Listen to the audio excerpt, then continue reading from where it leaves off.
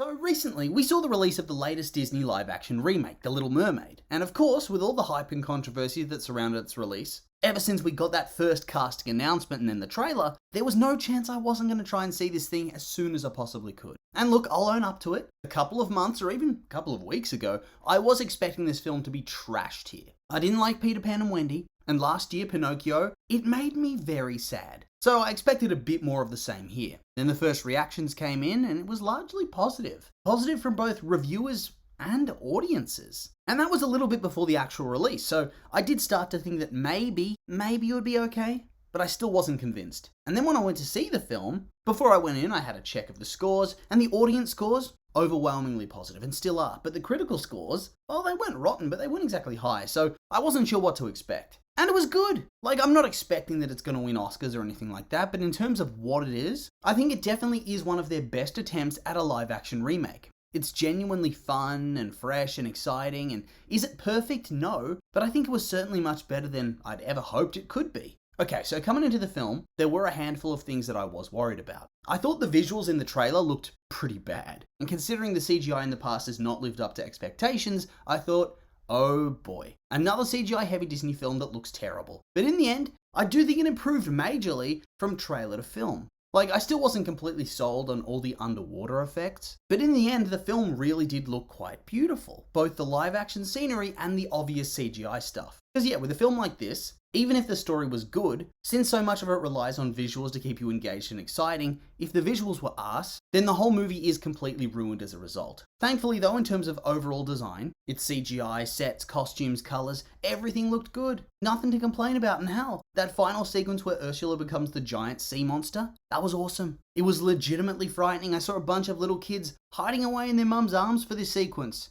Hell yeah! As a kid, I would have been shit scared. And I think that's exactly what it needed to be. And that scene was only enhanced by the fact that they kept everything dark and stormy, hid away any potentially bad CGI using the lighting, and it just makes it more frightening. Her face is obscured, it's creepy. There's not many things scarier than a sea monster in a raging swell in the dark. It's nightmare fuel. Monstro, I'm looking at you, mate. Oh, still don't know what they were thinking having that sequence take place in broad daylight. It revealed how goofy the sea monster looked, and it wrecked the atmosphere. But yeah, that's precisely what this film does well. It uses its visuals, its lighting, its colour, its CGI, to create this wonderful fairy tale atmosphere, and it's just really, really good in that regard. And my next major fear had been in the story, because before it released, I discovered that somehow they'd found an extra 40 or so minutes that they were going to slap onto this film, and in all honesty, having watched the film, you'd have to assume that most of these minutes have been dedicated to extending some of the action sequences and some of the romance sequences, and then fleshing out the character of Prince Eric. And in the end, whilst I was fearful, because the extra minutes on Peter Pan dragged and dragged hard,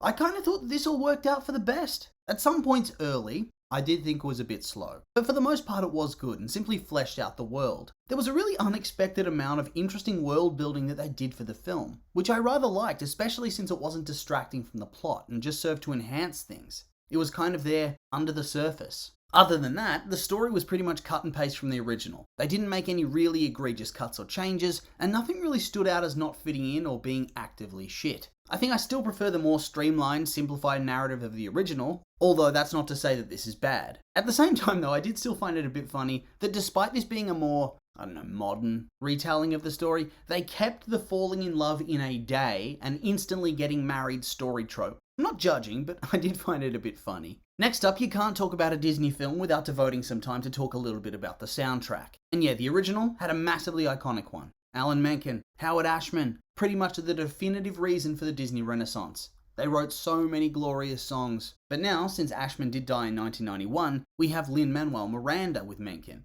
And I like his songs. He's done some great work for Disney before, so I expected that if nothing else, the soundtrack was going to be decent at worst. And yeah, for the most part, the re-recordings of all the classics, they were very good. Especially Part of Your World and Poor Unfortunate Souls. They were really great. But some of the newer songs, the Prince song, I didn't care for it. I found it boring, and honestly I felt like the actor was overacting in that part if you ask me. So I couldn't wait for that song to end. And like many others, the song Scuttlebutt, I just don't think it worked in the way it was intended to. So for the most part, it was a really good soundtrack, but it's not perfect. And my completely biased and nostalgic heart would tell you the original is far superior, no matter what anybody says. Okay, so we've got good visuals, a good story, a good soundtrack. What else is there to talk about, except for the actors and the acting? And yeah, this is where the film starts to become a bit more of a mixed bag. Okay, the lead actress, Halle Bailey. At times, she is just so well cast as Ariel. When Ariel's cheeky and bubbly and happy, she excels very well. All the stuff she does with Sebastian and Flounder and Scuttle, all of it works really well and she excels in the role. Hell, when she does the romance stuff with the prince or when she's walking through the market, all of that is really good.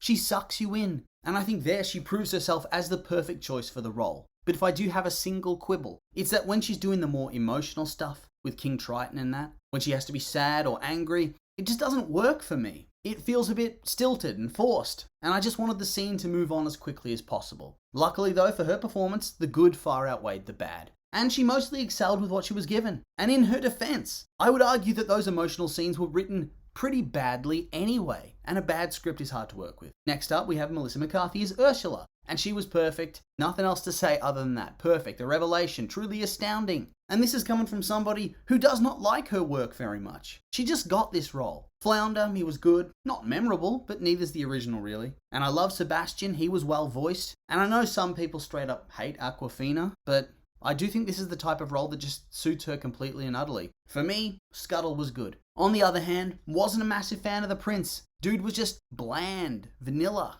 boring. And even in scenes with Ariel, who is a mute at that stage in the film, he's so much less memorable. Imagine that. You're the only character with dialogue in the scene, and you're so much more forgettable than the mute. And I don't know if it's solely the acting, but I just didn't find him charismatic at all. Maybe it was a bad script, but some of the other people did well with a bad script. And then we move on to King Triton. And apparently it was a creative choice to make him less grumpy. And that's fine, more of a scared and conflicted father. Although, in all honesty, I think considering that they do add the tidbit of his wife getting killed by humans into the film, having that be lore, backstory, I think having him being straight up furious at his daughter for going to the surface would have made much more writing sense. Because yeah, he would have still remained sympathetic, because you understand why he's angry. But instead, they decide to go less angry. And that's fine if they replaced it with something, if they added some more characterization, but they didn't. It wasn't replaced with anything. His script was very bland. And I'll be honest, Javier, you are an Oscar winner, mate,